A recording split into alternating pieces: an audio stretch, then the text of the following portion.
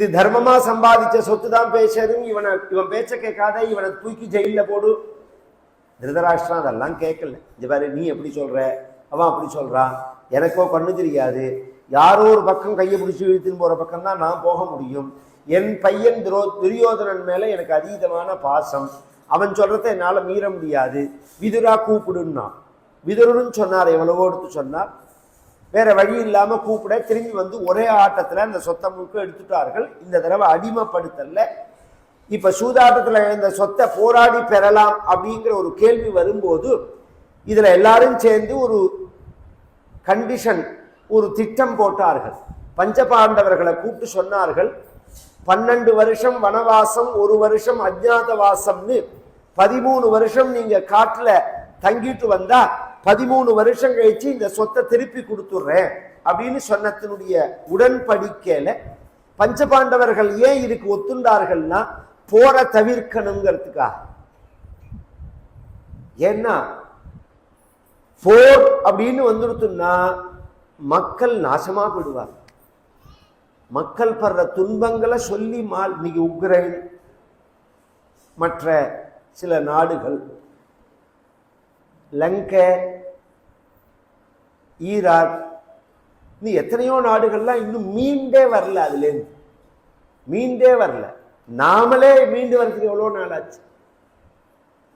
ஜனங்களுடைய நன்மைக்காக அரசே தவிர ஜனங்களை கஷ்டப்படுத்துறதுக்கு இல்லை. அதனால புத்திசாலியான உள்ள ராஜா மேக்சிமம் போற தவிர்க்கணும், தேவைப்பட்டா பண்ணணும். ஏன்னா மக்களை காக்கணும்னா பண்ணிதான் ஆகணும். தேவையில்லாம போற திணிக்க கூடாது மக்கள் மேல. அதனால தர்மபுத்திரர் சொன்னார், நான் கஷ்டப்பட்டாலும் பரவாயில்ல, 13 வருஷம் காட்டுல இருந்துட்டு வரேன், திரும்பி நான் வந்து சொத்தை வாங்கிக்கிறேன்னார். 13 வருஷம் காட்டுல இருந்தார். 13 வருஷம் முடிஞ்ச உடனே அர்ஜுனனுடைய பையன் அபிமன்யுவுக்கும் விராட தேச இளவரசியான உத்தரகுமாரிக்கும் கல்யாணம் நடந்தது. அந்த கல்யாணத்துக்கு சொந்தக்கார எல்லார்களுக்கும் சொல்லி அனுப்பிச்சார்.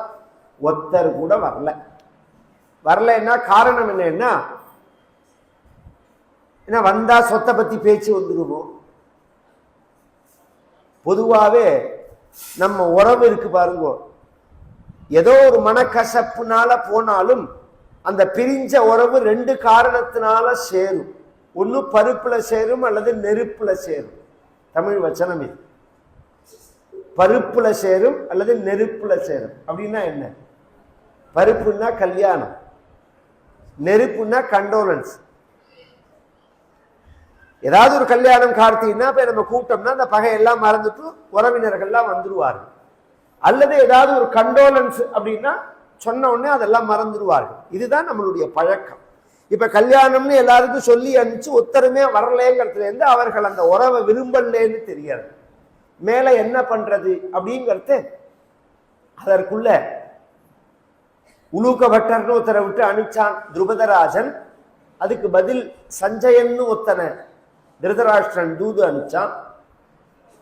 சஞ்சயன் மூலமாக ஒரு மெசேஜ் சொல்லி அனுப்புறான் பஞ்சபாண்டவர்களுக்கு. பஞ்சபாண்டவர்கள் விராட தேசத்தை விட்டுட்டு பக்கத்துல உபப்ளாவியம்னு ஒரு சிட்டி, நகரம், அந்த இடத்துல வசிக்கிறார்கள்.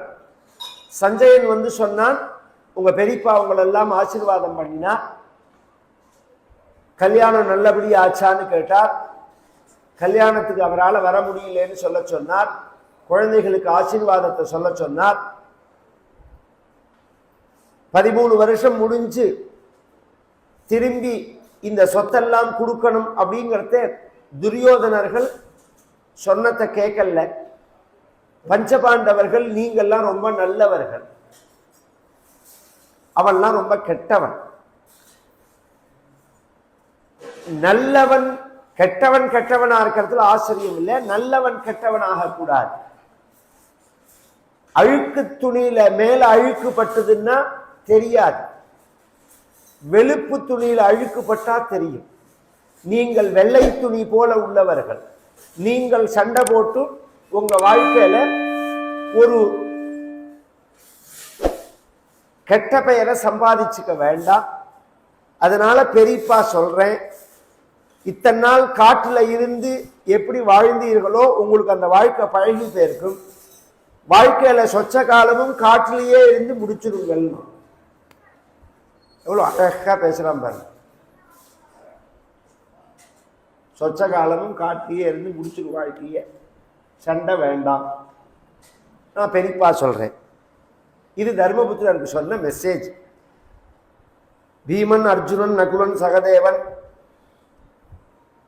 துருபதராஜனுடைய மகன் திருஷ்டத்யும்னன், கிருஷ்ண பரமாத்மா, கிருஷ்ண பரமாத்மாவுடைய சேனாதிபதி சாத்தியகி, விராட்ட ராஜா, எல்லாரும் திரௌபதி எல்லாரும் இருக்கா. இந்த வார்த்தைக்கு எல்லாரும் தர்மபுத்திரர் மூஞ்சியை பார்த்தா இவர் என்ன பதில் சொல்ல போறான்? ஏன் அப்படின்னா, திருதராஷ்டிரன் சொன்னது ஆச்சரியம் இல்லை, அவன் அயோக்கியன் அப்படிதான் சொல்லுவான். தர்மபுத்திரர் என்ன பண்ணுவார்னா அப்படியே பெரியப்பாம்பர். அதுதான் இந்த பிரச்சனையே. நல்லவனா இருக்கிறது தப்பு இல்லை, ரொம்ப நல்லவனா இருக்கக்கூடாது. ரொம்ப நல்லவனா இருந்தா கலியில கஷ்டப்பட்டு தான் ஆகணும். நல்லவனுக்கு தான் நாம் நல்லவனா இருக்கணுமே தவிர அயோக்கியனுக்கு அயோக்கியனா தான் இருக்கணும். இதுதான் கலியோட தர்மமே. மாயாச்சாரோ மாயையா வர்த்தித்தவ்யா, சாத்வாச்சாரோ சாதுனா வர்த்தித்தவ்யா அப்படின்னு நீதி. கலியுகத்துக்கு உள்ள நீதி. நல்லவனுக்கு நல்லவனா இருக்கணும், கெட்டவனுக்கு கெட்டவனா தான் இருக்கணும். அப்பதான் நாம மீண்டு வர முடியும். தர்மபுத்திரர் என்ன பதில் சொல்றார் அப்படின்னு யோசனை பண்ணும்போது தர்மபுத்திரர் சொன்னார், பெரியப்பாவோட ஆசீர்வாதத்துக்கெல்லாம் சந்தோஷம். அதே சமயம் நாங்களும் சண்டைய விரும்பல, ஆனா எங்க சொத்தை நாங்க அடையாம விட மாட்டோம். இப்ப சூதாட்டத்துல இழந்தது நான் எங்க சொத்தை தான், உன் சொத்தை இல்லை. இப்ப உங்களுக்கு புரியுற மாதிரி சொல்றேன். இப்ப நம்ம இந்தியா சொல்லிட்டே இருக்கு காஷ்மீரை மீட்போம். உங்களுக்கு யாருக்கா புரியுமா? அதை பத்தி பார்ப்பேல இல்ல வம்பு சேனல் தான் பார்ப்பேல? இந்த குப்பையா உள்ள சேனல்கள்லாம் இருக்கு, அந்த நியூஸ் தான் பார்ப்பேல? நல்ல விஷயங்களை பார்க்கணுமா தெரிஞ்சுக்கணும்னு நினைப்பேல? காஷ்மீரை மீட்போங்கிறது. இமாச்சல பிரதேசத்துல திபத்தினுடைய எல்லையை மீட்போங்கிறது 50 வருஷம் கழிச்சு இந்த கவர்மெண்ட் தான் இந்த பேச்சு வந்திருக்கு. இதெல்லாம் அவர்களுடைய சொத்து இல்லை. சைனா யுத்தத்துக்கு வந்த போது ஆக்கிரமிச்சின்ற இடத்துலதான் நம்ம கைலாஷ் பர்வதங்கள்லாம் போயிடுச்சு. இப்ப கைலாசத்துக்கு யாத்திரை நம்ம ஹிந்துக்களுடைய இடத்துல நாம சுதந்திரமா போயிட்டு வர்றதுக்கு சைனாக்காரன்ட்ட பாஸ் கேட்க வேண்டியிருக்கு. இதை மாத்தணும் ஃபர்ஸ்ட். ரெண்டாவது, பஞ்சாப், காஷ்மீர் இந்த ரெண்டுமே சரி பாதி தான் நம்ம கிட்ட இருக்கு, சரி பாதி பாகிஸ்தான்ல இருக்கு. அதை மீட்கணும். திருப்பி பிரிச்ச போது ஒழுங்காதான் பிரிக்கப்பட்டது. பின்னாடி யுத்தம்ங்கிற பேர்ல அவர்கள் வந்தபோது அவர்கள் அடிச்சு விரட்டாதபடிக்கு அதை அப்படியே விட்டுட்டார்கள். ரொம்ப யோக்கியவாதிகள் முன்னாடி இருந்த நம்ம நாட்டு ஆண்டவர்கள்லாம் தலையையே வெட்டி கொடுத்துட்டார்கள். அதெல்லாம் திரும்பி மீட்கணும். நம்ம சொத்தை நாம மீட்கணும். இன்னொருத்தரோட சொத்துக்கு நாம ஆசைப்படல, நம்ம சொத்தை நாம மீட்கணும். இழந்த சொத்தை மீட்கணும். தர்மபுத்திரர் அதுதான் சொல்றார், என் சொத்தை எனக்கு கொடுக்கணும். என் சொத்தை எனக்கு கொடுக்காம நான் சும்மா போக மாட்டேன். இதை எப்படி சொல்லி அனுப்புறது? சஞ்சய்கிட்ட சொன்னா மட்டும் போராது. கிருஷ்ண பரமாத்மா எழுந்திருந்தார். யுதிஷ்டிரா, அந்த சஞ்சயா, நீ தூதுக்கு வந்துட்ட, நான் நாளைக்கு தூதுக்கு வரேன்னா.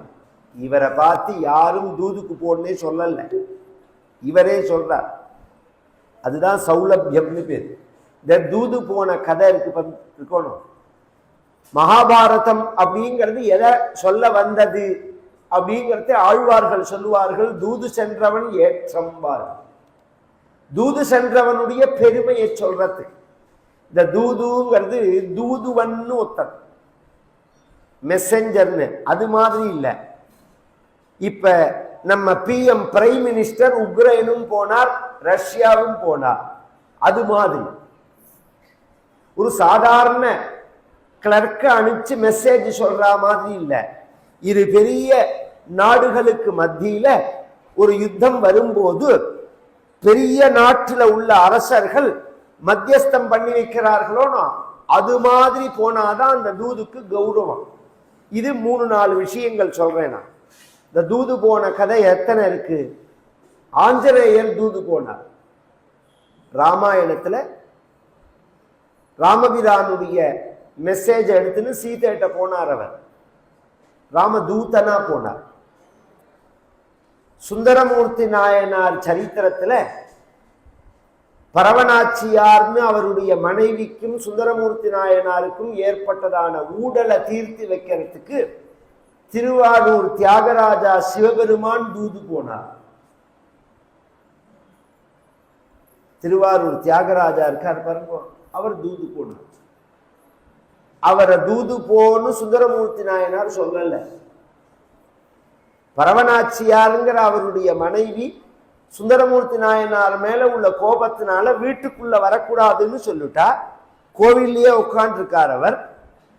இரவு 10 மணிக்கு மேல சிவபெருமான் அவரோட பேசுறார். நீ வீட்டுக்கு போகலையா சுந்தரான்னு கேட்டார். ஏன் உனக்கு தெரியாதா வீட்டுல என்ன பிரச்சனைன்னு உனக்கு தெரியாதா? பறவை கோபத்துல இருக்கா. அப்படியா, நான் வேணா பேசி சமாதானப்படுத்தட்டுமா? பிரபு, நீங்க போய் இந்த காரியங்களை செய்யலாமா? அப்படி சொல்லாத சுந்தரா. நட்புக்கு உயர்வு தாழ்வு ஏதாவது உண்டாயிடும்.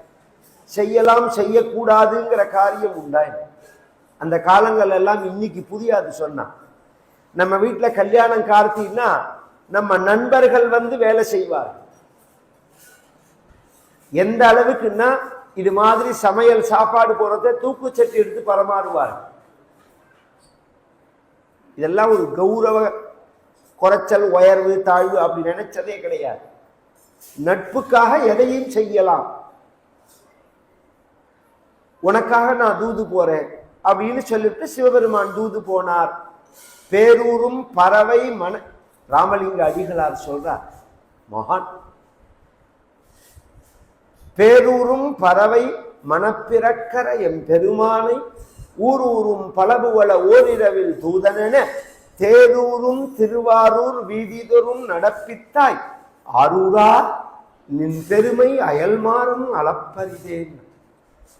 ஆரூரன்கிறது சுந்தரமூர்த்தி நாயனார் பெயர். உன்னோட பெருமைய அயல்மாறும் அளப்பரிதே. அயல்மார்னா மகாவிஷ்ணு. வாமனாவதாரம் பண்ணி திருவிக்கிரமாவதாரம் எடுத்து இந்த உலகத்தை 3 அடியாக அளக்க போன அந்த மகாவிஷ்ணுவாலையும் சுந்தரா உன் பெருமையை அளக்க முடியாது. ஏன்? எந்த மகாவிஷ்ணுவினால திருவண்ணாமலையில சிவபெருமானுடைய அடியை பார்க்க முடியாம திரும்பினார்னு புராணங்கள்லாம் சொல்றதோ அந்த திருவடி உனக்காக திருவாரூர் வீதிதொறும் நடப்பித்தாய். திருவாரூர் வீதியில நடந்து போச்சேடா சுந்தரா. பேரூரும் பறவை மனப்பிறக்கர எம்பெருமானைங்கிறார். எம்பெருமானை நடத்தி அனுச்சியது அப்படின்னு. அது பக்த வாத்சல்யம்னு பேர். அது மாதிரி பகவான் கிருஷ்ண பரமாத்மா சொல்றார், நான் போறேன் அண்ணா, நான் போய் பேசுறேன் அப்படின்னு சொல்லி மறுநாளைக்கு கிளம்பி பகவான் வரார். இங்க முன்னாடியே பேசிட்டார்கள். எல்லாருமே சண்டைங்கிறது அவசியம் இல்லை, கூடிய மட்டும் சண்டையை தவிர்ப்போம்னு தான் எல்லாருடைய அபிப்பிராயமும். அதே மாதிரியே பேசி இவர்கள் பகவானும் அப்படியே பேசுறேன்னு சொல்லிட்டு வந்துட்டான். சாத்தியகிங்கிறவர் வரார் கூட. உபப்ளாவியம்ங்கிற நகரத்திலேருந்து ஹஸ்தினாபுரத்துக்கு மெயின் ரஸ்தா உண்டு, ஹைவே உண்டு. இன்னைக்குதான் இதெல்லாம் நினைக்க வேண்டாம், அந்த காலத்திலேயே இதெல்லாம் உண்டு. ஏசியா முழுக்கையே ஹைவே உண்டு, மெயின் ரஸ்தாக்கெல்லாம் உண்டு. இந்த ஒரு நாட்டையும் இணைக்கிற பாதைகள் உண்டு. பகவான் அதுல வரான். எல்லாரும் பகவான் வரான்ங்கிற செய்தியை கேள்விப்பட்டு அங்கங்க விவசாயம் நடக்குமோனோ அந்த மக்கள்லாம் வந்து ரோட்ல நிற்கிறார்கள். அவர்களா 200 ரூபா கொடுத்து அழிச்சுன்னு வந்தவர்கள் இல்லை, அவர்களா வந்து நிற்கிறார்கள். எதற்காகன்னா பகவானை பார்க்கணுங்கிறதுக்காக. பகவானை பார்க்கணும். பகவான் அப்படி தேர்ல போறானா, அப்படி தலையில அப்படி மயில் தோகை ஆடுறதா, பட்டு பீதாம்பரம் காத்துல அப்படியே அசையறதா, அந்த மக்கள் பேசிக்கிறார்கள், இவர்தான் நம்மை படைத்த கடவுள். அந்த அளவுக்கு கிருஷ்ணாவதாரத்துல ஞானம் மக்களுக்கு. பகவான்னு தெரியும். தேவலர், அசிதர், நாரதர், பரசுராமர் முதலிய மகர்ஷிகள்லாம் ஆகாய மார்க்கமா போனவர்கள் பகவான் தேர்ல கீழே வரத்தே ஒரு இடத்துல கீழே இறங்கி நிற்கிறார்கள். அவர்களை பார்த்து பகவான் கீழே இறங்கி துண்டு எடுத்து இடுப்புல கட்டிட்டு நமஸ்காரம் பண்ணினான். பகவான் கேட்கிறான், நீங்கள்லாம் எதற்காக இங்க வந்திருக்கீர்கள் அப்படின்னு கேட்டார். அதற்கு பரசுராமர், தேவலர், அசிதர் முதலிய மகர்ஷிகள்லாம் சொன்னார்கள், நீ போறையே அந்த இடத்துக்கு தான் நாங்களும் வரும், எங்க திருதராஷ்டிரன் வீட்டுக்கு தான். அதற்கு பகவான் சொன்னார், திருதராஷ்டிரன் நான் போறது கல்யாணம் கார்த்திக்கு போகல, பின்ன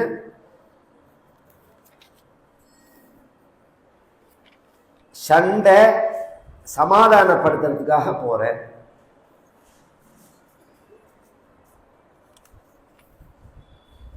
அங்க என்ன நான் கீத உபதேசமா பண்ண போறேன். அதற்கு பரசுராமர், நாரதர் முதலிய மகரிஷிகள்லாம் சொன்னார், நீ என்ன பேசுறேங்கிறது எங்களுக்கு விஷயம் இல்லை, பேச்ச கேட்க நாங்க வரல, பேசுறவனை பார்க்க வரோம்.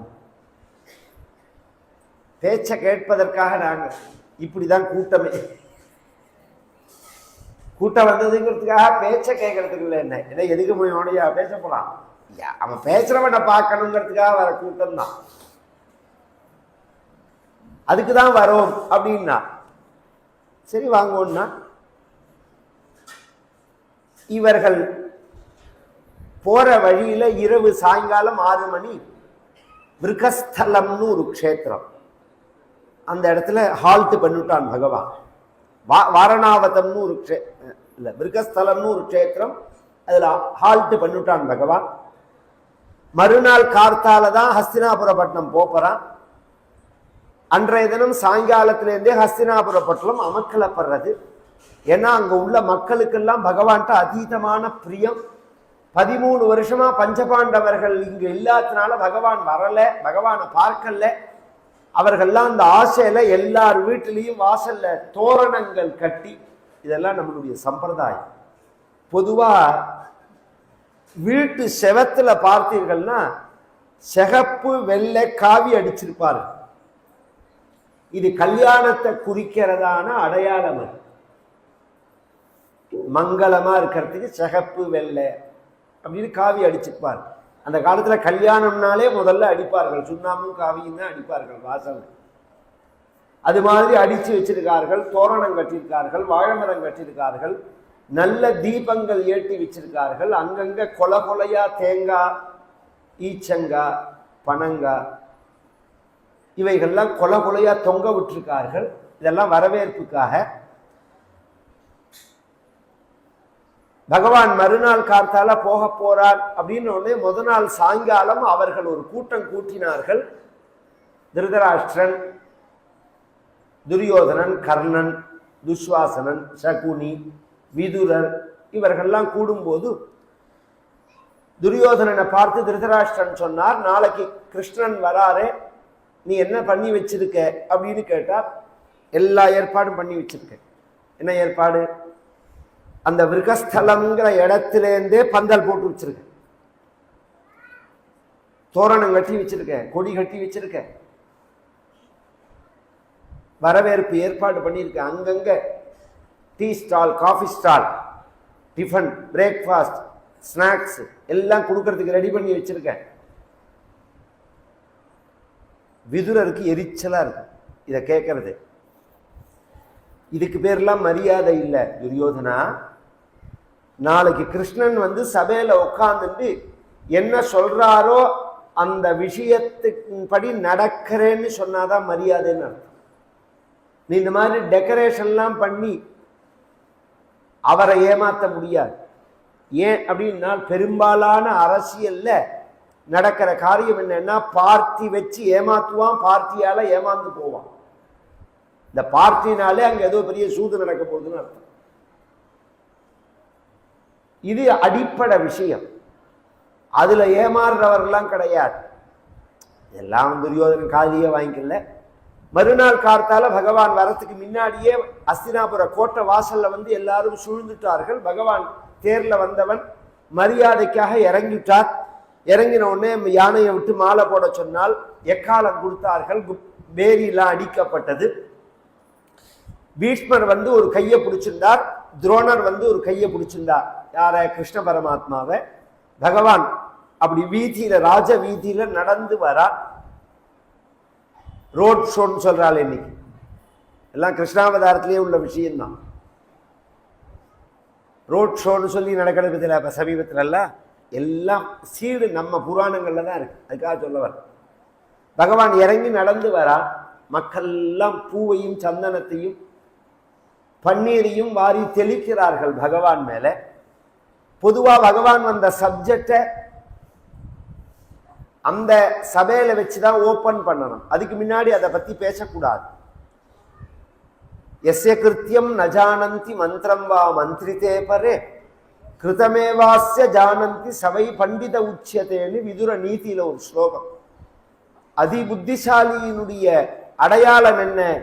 அவன் என்ன செய்ய போறான்னு அவன் யோஜனை பண்றதேவும் வெளியில தெரியக்கூடாது, காரியம் செய்யும் போதும் தெரியக்கூடாது. காரியத்தை செஞ்சு முடிச்சு ராத்திரி 8:30 மணிக்கு ஒரு நோட்டும் செல்லாதுங்கிறதே தான் பகீர்.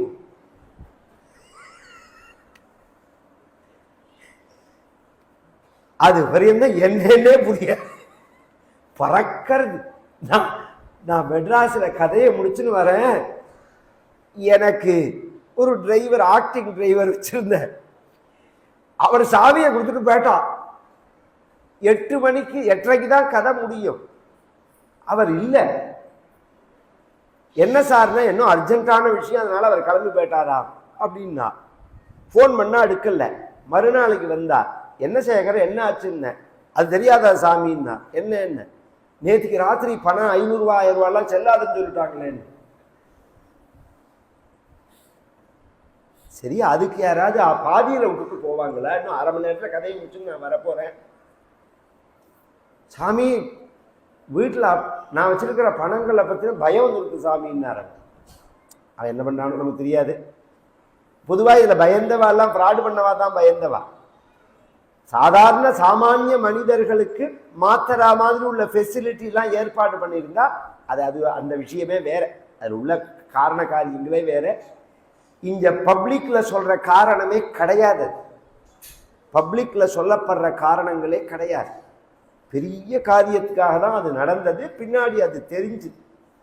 ஆனா இப்படி நடக்க போறதுங்கிறது அந்த டிவியில பேசுற பரியந்தம் ரிசர்வ் பேங்க் கவர்னருக்கே தெரியாது. அதான் இங்க உள்ள சுவாரஸ்யமே. அப்படின்னு சொல்றோமோ அப்படின்னு நாம நினைச்சுட்டு இருக்கோம். பொதுவா ஒரு பெரிய ராஜ தந்திரிகளுடைய அடையாளம் அது. அதுக்காக சொல்ல வந்தேன். இப்ப நம்ம சமீப காலத்துல நடந்த நிகழ்ச்சியா இருக்கிறதுக்காக இதை நான் எடுத்துட்டேனே தவிர தீட்சிதர் ஒரு கட்சி சார்ந்தவர்னு அப்படிலாம் நினைச்சுக்க வேண்டாம். நல்லவர்கள், தர்மத்தின் பக்கம் எப்போதும் நம்மளுடைய அபிப்பிராயம் அதுதான். இங்க அந்த சப்ஜெக்டை ஓபன் பண்ணாம இருக்கணுங்கிறதுக்காக வேறு பேச்சு பேசுறான் பகவான். என்ன பேசுறான்னா, ஒரு வீட்டை காமிச்சு பீஷ்மர்கிட்ட கேட்கிறான், இந்த வீடு யாரோடது? அது பீஷ்மரோட வீடு. பீஷ்மர் கையை பிடிச்சுன்னு இருக்கிறவர் கையை விட்டுட்டு சொன்னார், எம் வீடுன்னா. கவனிச்சு கேட்கணும் மேல கதைய. பீஷ்மருக்கு கல்யாணம் ஆகியிருக்கோ? ஆகல. குழந்தைகள் உண்டோ? கிடையாது. இந்த சொத்தை எவன் கொண்டு போறான்னு அவருக்கே தெரியாது. பகவானை பார்த்து சொல்றார், எம் வீடுன்னா. உங்க வீடு ரொம்ப நன்னா இருக்குன்னா பகவான். எங்க வீட்டுக்கு நீங்க வரணும்னா பீஷ்மர். உங்க வீட்டுக்கு வரதுக்கு இப்ப டைம் இல்லைன்னு. அடுத்தது கொஞ்சம் தூரம் போச்சு. இந்த பக்கத்துல ஒரு வீடு இருந்தது. துரோணரை பார்த்து பகவான் கேட்கிறான், இந்த வீடு யாரோடதுன்னு கேட்டார். துரோணாச்சாரியார் சொன்னார், இது என்னோட வீடுன்னா. 4 வேதம் படிச்சவர் துரோணர். அந்த துரோணர் சொல்றார், இது என்னுடைய வீடு அப்படிங்கிறார். உங்க வீடு ரொம்ப நன்னா இருக்கு அப்படின்னா பகவான்,